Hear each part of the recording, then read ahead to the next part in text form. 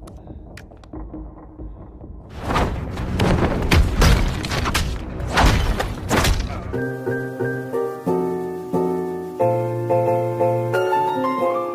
semuanya, kembali lagi bersama Om Gudel di sini.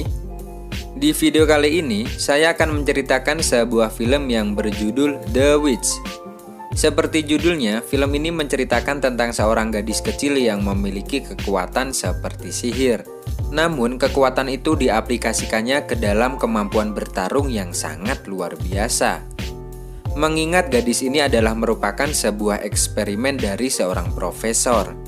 Dan dengan kekuatan yang dimilikinya itu, gadis ini pun berniat untuk membalaskan dendam kepada orang-orang yang telah merenggut kebahagiaannya di waktu kecil, dan juga orang-orang yang telah membahayakan keluarganya. Jadi, bagaimanakah alur cerita selengkapnya? Langsung saja kita ke videonya. Selamat menonton dan cekicrot.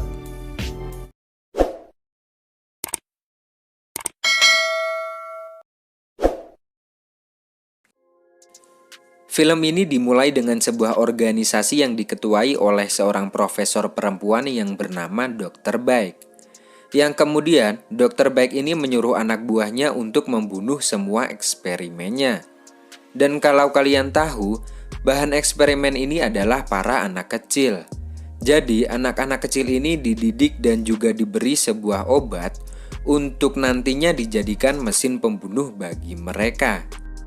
Terlepas dari hal itu, ternyata ada dua anak yang berhasil kabur dan sedang dikejar oleh anak buah Dr. Baik. Yang pertama adalah seorang anak laki-laki yang bernama Nobleman.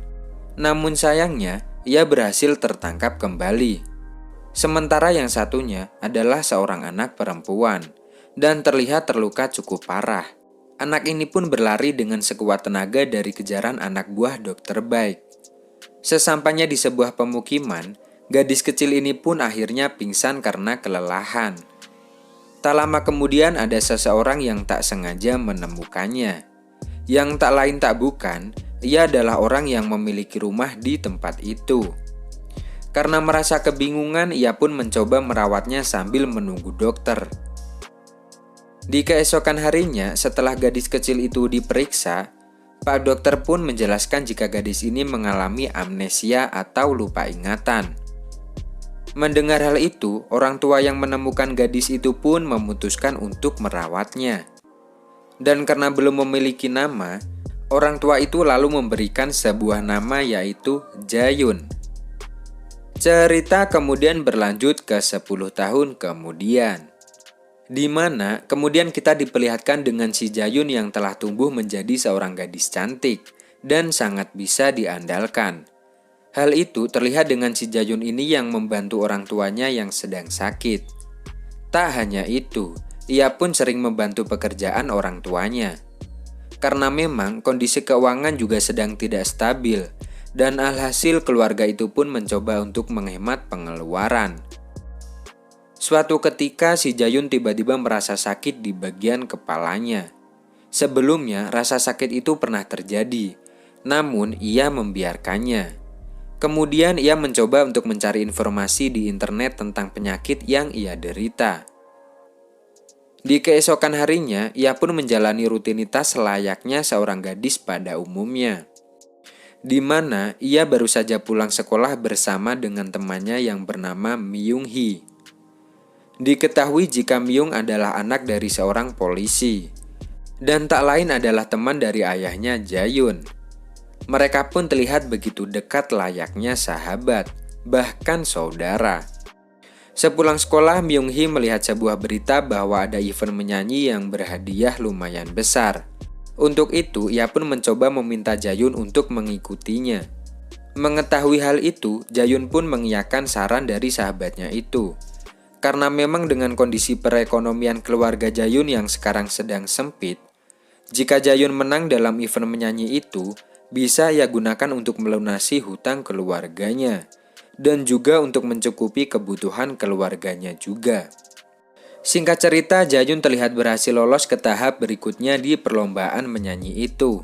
Yang ternyata, Jayun ini adalah seorang gadis yang sangat pintar. Tak hanya itu, ia juga selalu mendapatkan juara 1 dalam bidang apapun. Atas keberhasilannya itu, kedua orang tuanya pun terlihat sangat senang. Dan untuk merayakannya, sahabatnya ini pun terlihat menginap di rumahnya. Mereka semua pun kemudian menonton perlombaan Jayun yang ternyata juga ditayangkan di televisi. Namun kedua orang tua Jayun ini dibuat kaget, karena ternyata di tayangan itu memperlihatkan kehebatan dari si Jayun yang ternyata juga bisa sulap. Atas hal itu, para penonton pun menyebutnya dengan sebuah sebutan, yaitu si gadis penyihir. Di sisi lain, orang tua Jayun terlihat sedih, yang kemudian ibunya Jayun ini meminta agar Jayun tidak boleh lagi memperlihatkan kehebatannya. Karena memang ada beberapa orang yang tidak menyukai seseorang yang memiliki sebuah kemampuan khusus. Jadi, di sini terungkap jika Jayun ini memiliki kemampuan seperti seorang penyihir. Namun perbincangan malam itu harus terhenti karena hari yang semakin malam. Sebelum tidur, lagi-lagi Jayun ini merasakan sakit di bagian kepalanya. Namun ia masih tetap membiarkannya dan juga tidak memberitahukannya kepada siapapun. Di hari berikutnya, Jayun dan Myung-hee ini pergi ke Seoul untuk babak bernyanyi selanjutnya. Mereka pergi menggunakan sebuah kereta. Seperti yang kita lihat, mereka ini adalah sahabat yang sangatlah konyol dan lucu. Namun, kelucuan mereka ini harus terhenti saat ada seorang pemuda yang tiba-tiba mengenali Jayun. Tapi nampaknya mereka ini tidak tahu apa-apa. Meski begitu, pemuda itu masih saja bersikeras. Bahkan pemuda itu bilang, jika nama Jayun sebenarnya adalah seorang penyihir. Di scene ini membuktikan jika sebenarnya Jayun ini bukan hanya seorang gadis lucu yang biasa. Lalu pemuda itu mencoba untuk menampar Jayun dengan alasan agar Jayun dapat mengingat-ingat ingatannya dahulu. Namun sepertinya si Jayun ini benar-benar lupa dengan ingatannya. Melihat sahabatnya diperlakukan begitu, Myung-hee pun berteriak. Dan pada akhirnya pemuda itu pun pergi meninggalkan Jayun dan juga Myung-hee. Kemudian kita ditunjukkan dengan sesuatu yang tak terduga, yang mana pemuda tadi bukanlah seorang pemuda sembarangan. Karena ternyata pemuda ini adalah si nobleman. Hal itu terbukti dengan si pemuda ini yang bisa membunuh seseorang dengan sangat mudah. Mengingat ia juga adalah salah satu objek eksperimen dari Dr. Baek. Cerita berlanjut dengan event menyanyi yang telah dimulai, yang pada akhirnya Jayunlah yang menjadi pemenangnya.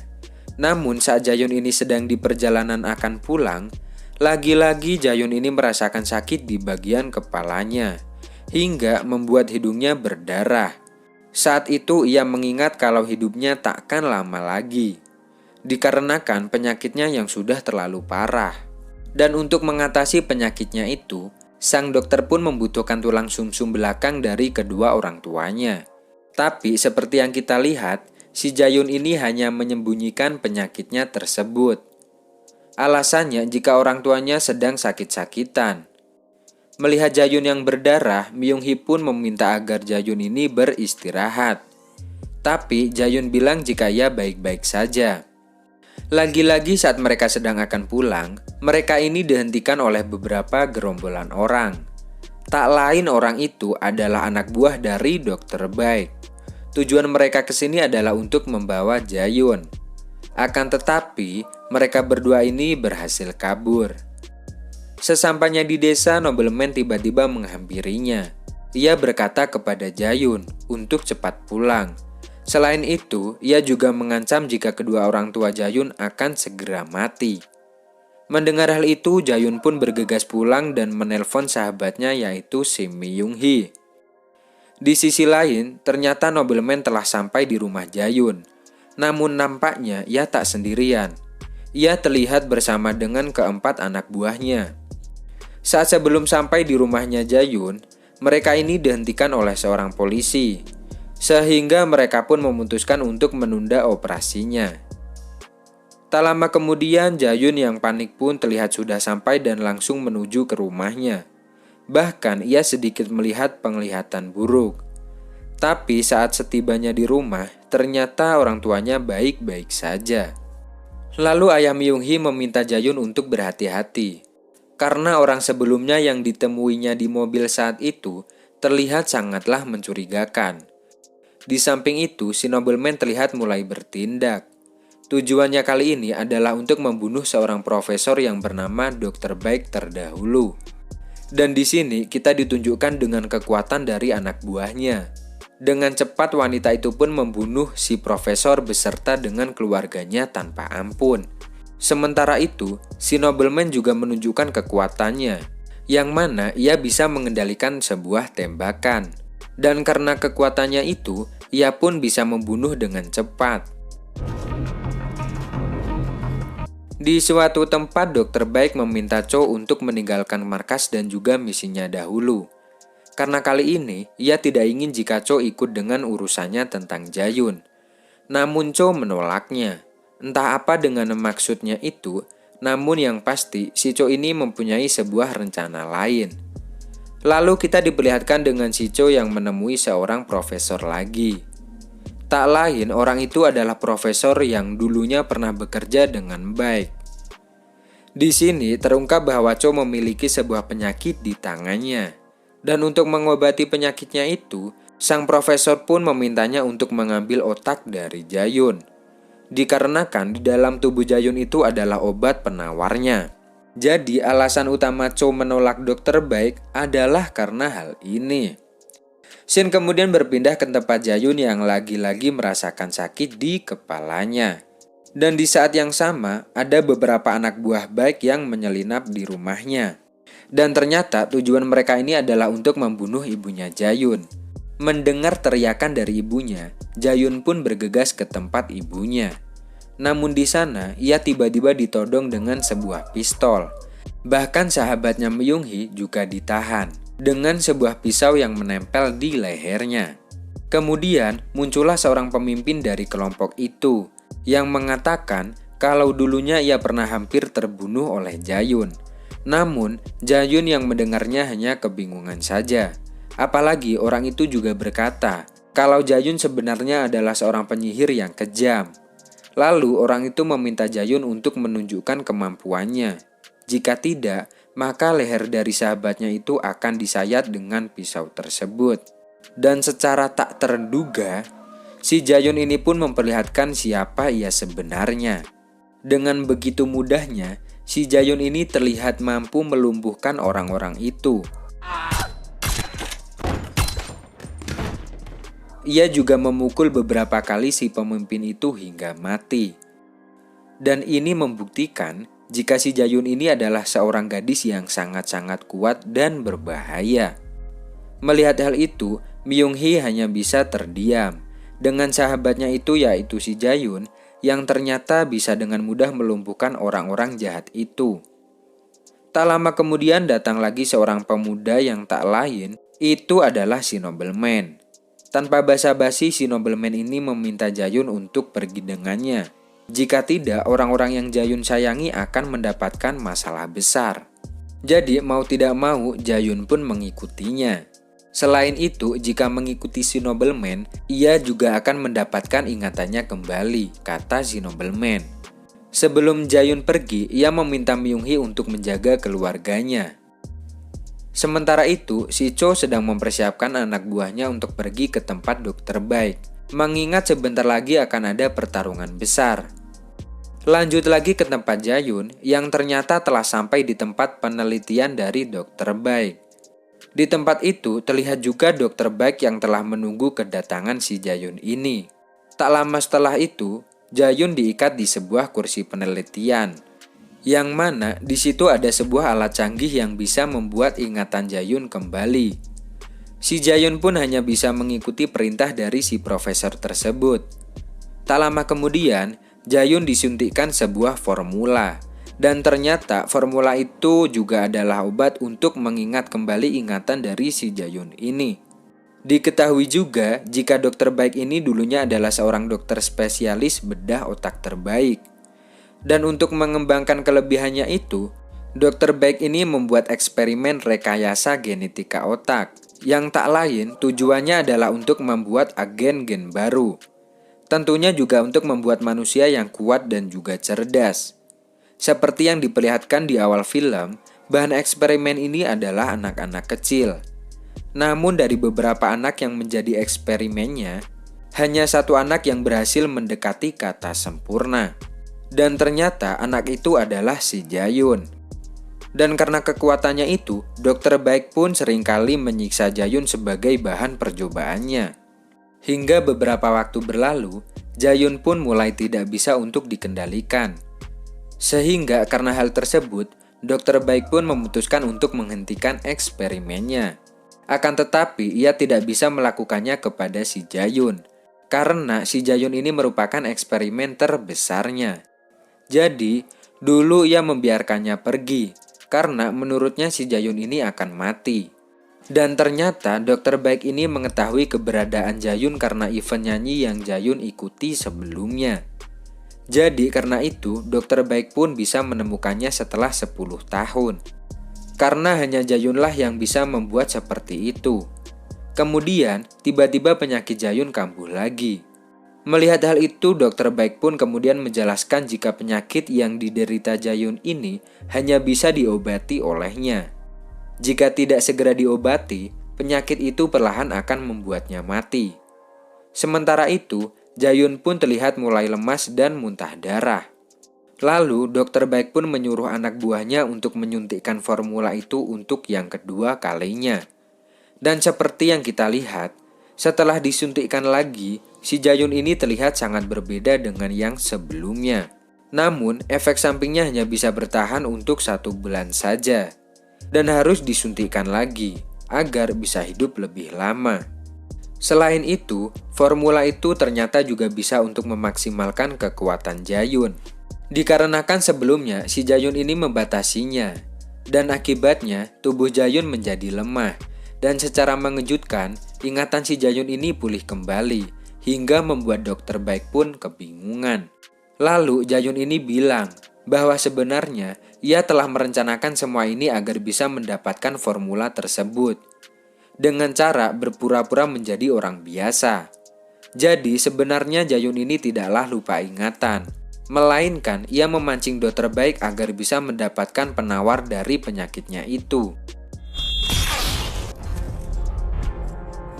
Jadi untuk sekarang, Jayun pun meminta kepada Dokter Baik agar memberitahunya cara untuk bisa mendapatkan formula tersebut. Bahkan ia akan membunuh jika tidak memberitahukannya.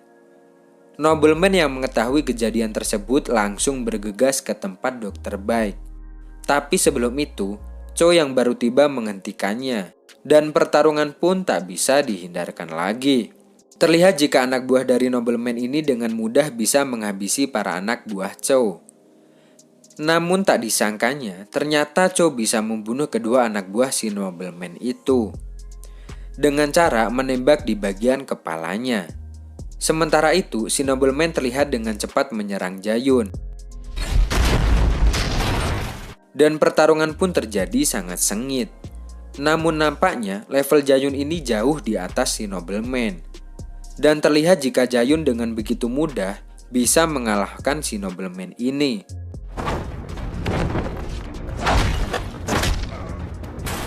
Bahkan si Jayun ini juga terlihat tersenyum, menandakan jika ia hanya bermain-main saja dengan pertarungan ini, dan tidak menggunakan kekuatannya dengan maksimal. Saat sebelum membunuh si nobleman, tiba-tiba Jo datang yang langsung menembak mereka berdua. Melihat hal itu, Dokter Baik ini terlihat begitu sangat senang dan meminta Cho untuk membunuh mereka berdua. Namun secara mengejutkan, Cho juga membunuh si Dokter Baik.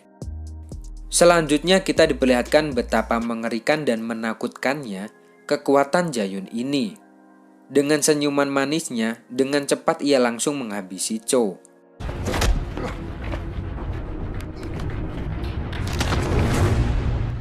Belum selesai di situ, terlihat nobleman yang belum mau menyerah. Bahkan ia mengajak Jayun sambil menunjukkan sebuah formula yang dicarinya. Saat anak buah nobleman akan menikam Jayun dari belakang, Dengan mudahnya si Jayun ini langsung melumpuhkannya. Malah dengan senyumannya itu, Jayun menghabisi si wanita itu dengan satu serangan. Namun ternyata itu adalah kocehan dari si nobleman, hingga bisa menusuk Jayun. Namun meski tertusuk, Jayun masih bisa bergerak dan juga melawan si nobleman. Bahkan ia berhasil mengalahkan si nobleman ini. Di waktu terakhirnya, si nobleman pun berkata, apakah dirimu akan hidup seperti ini lagi? Jayun pun menjawab, jika iya akan hidup layaknya gadis seusianya, dan tidak akan seperti ini lagi.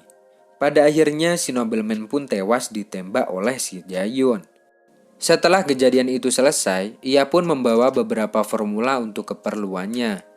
Sekaligus ia juga membakar tempat eksperimen itu. Yang ternyata ia memberikan formula itu kepada ibunya yang sedang terbaring di rumah sakit. Karena formula itu juga bisa menyembuhkan penyakit yang diderita ibunya. Sementara itu, ia membawa 2 buah formula untuk memperpanjang umurnya. Dan ia akan kembali lagi setelah semua urusannya selesai.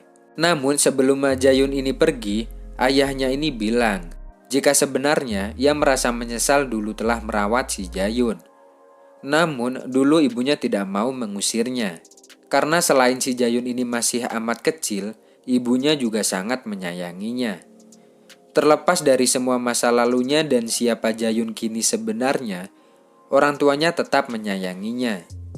Sebelum meninggalkan kota itu, tak lupa ia juga mengucapkan perpisahan kepada sahabatnya, yaitu Myung-hee. Jadi terlihat meskipun Jayun ini adalah gadis yang super barbar, namun Jayun ini tetaplah gadis yang Myung-hee kenal. Film pun diakhiri dengan si Jayun yang sedang berada di sebuah tempat formula, yang mana dokter pembuatnya adalah saudara dari si Profesor Baek. Dan kini tujuan Jayun adalah untuk mencari formula yang permanen. Mengingat formula yang dipegangnya sekarang memiliki batas waktu. Dan film ini pun berakhir. Dan itulah alur cerita film yang berjudul The Witch ini. Karena memang masih ada part keduanya, yang mana ceritanya nanti si Jayun ini akan mencari formula yang permanen agar bisa hidup lebih lama dengan keluarganya. Jadi untuk yang ingin tahu dengan kelanjutan ceritanya, langsung saja klik tombol subscribe di bawah agar kalian tidak ketinggalan dengan cerita selanjutnya. Begitu saja, saya rasa cukup sekian. Sampai jumpa di video berikutnya. See you dan bye-bye.